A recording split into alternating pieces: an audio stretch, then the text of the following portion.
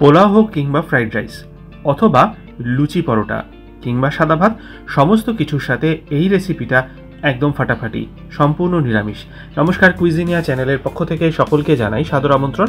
আমাদের সবার channel কুইজিনিয়াকে subscribe করে পাশে থাকা বেল বাটন আর অল আইকন প্রেস করে রাখলেই সব নতুন ভিডিও নোটিফিকেশন আপলোড মাত্র পৌঁছে যাবে আপনাদের কাছে।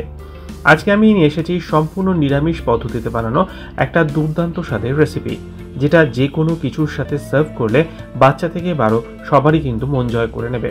বানানো অত্যন্ত সহজ। আজকের রেসিপিটি দেখে নেওয়া যাক। এখানে আমরা নিয়েছি সর্ষের তেল। রান্নাটা আপনারা সাদা তেলে করতে পারেন। তেলটা গরম হয়ে গেলে এখানে প্রথমে দিয়ে দিচ্ছি আমরা পনির। 200 গ্রাম পনির ছোট টুকরো করে কিউব করে কেটে নিয়েছি, আর তারপর পনিরগুলোকে হালকা লালচে হওয়া পর্যন্ত আমি ভেজে নিয়েছি।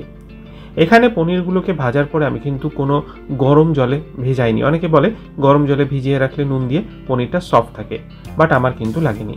বেশ সুন্দর লালচে হওয়া পর্যন্ত পনিরগুলোকে ভেজে নিয়ে তেল থেকে তুলে নিলাম। এদিকে আমরা নিয়ে নিয়েছি 1/4 টিস্পুন গোটা জিরে, 3টে ছোট এলাচ, 1 টুকরো দারচিনি, একটা তেজপাতা ফোড়নের জন্য। ফোড়ন থেকে যখন সুন্দর গন্ধ বেরোতে শুরু করবে তখন দিয়ে দিন পটল। 400 গ্রাম পটল খোসা ছাড়িয়ে একটু বড় টুকরো করে কেটে নিয়েছি। পটলটাকে দিয়ে মিনিট খানেক থেকে মিনিট 2 সময় নিয়ে হালকা একটু ভেজে নেব। যখন দেখব পটলের গায়ে সুন্দর একটা লালচে কালার এসে গেছে, তখন এর মধ্যে আমরা নেক্সট দিয়ে দিচ্ছি আলু। 3টে মাঝারি সাইজের আলু পটলের সাথে সামঞ্জস্য রেখে অ্যাড করে দেওয়া হলো, এবং আলু পটলটাকে আবারও মিনিট 2 থেকে 3 সময় নিয়ে আমরা এখানে কষিয়ে নিচ্ছি। এরপরে আমরা দিয়ে দিচ্ছি এখানে আদা। 1 ইঞ্চি পরিমাণ আদা আমরা একটা গ্রেটারের সাহায্যে এখানে গ্রেট করে দিচ্ছি। আপনারা চাইলে আদা বাটাও ব্যবহার করতে পারেন।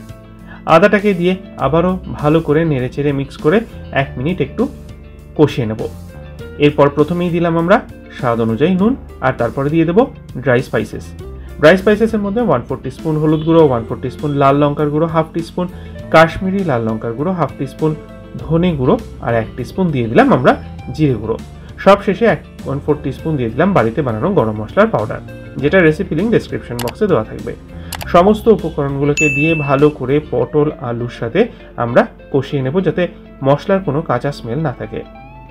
এই অবস্থায় আমরা আগে থেকে ভেজে তুলে নেওয়া পনিরগুলোকেও অ্যাড করে নিলাম। পনিরটাকে দিয়ে আবারও 40 থেকে 45 সেকেন্ড নাড়াচাড়া করে নিচ্ছি। এরপর আমরা এতে দিয়ে দেব জল। 2 কাপ পরিমাণ জল এখানে আমি অ্যাড করলাম, যেহেতু আলু পটলগুলো সেদ্ধ হতে হবে। জলটাকে দিয়ে ভালো করে নেড়ে চেড়ে মিশিয়ে নেওয়া হচ্ছে।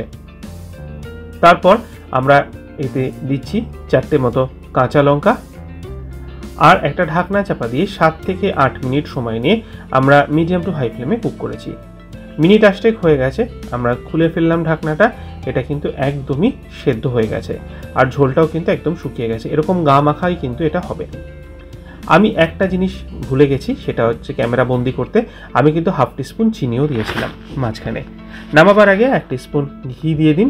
ঘি দিয়ে গ্যাসের ফ্লেমটা অফ করে ভালো করে নেড়েচেড়ে মিক্স করে নিলেই তৈরি হয়ে গেল এই আলু পটল পনিরের রসা। বাড়িতে অতি অবশ্যই একদিন ট্রাই করুন, খেয়ে কমেন্টে জানান কেমন লাগলো। আর যদি ভালো লেগে থাকে বরাবরের মতো একটা লাইক এবং প্রচুর প্রচুর শেয়ার করতে ভুলবেন না যেন। যারা এখনও চ্যানেল কুইজিনিয়াকে সাবস্ক্রাইব করেননি, অনুরোধ করব চ্যানেলটাকে সাবস্ক্রাইব করে পরিবারের সদস্য হয়ে যাওয়ার জন্য।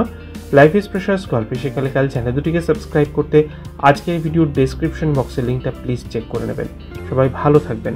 নমস্কার।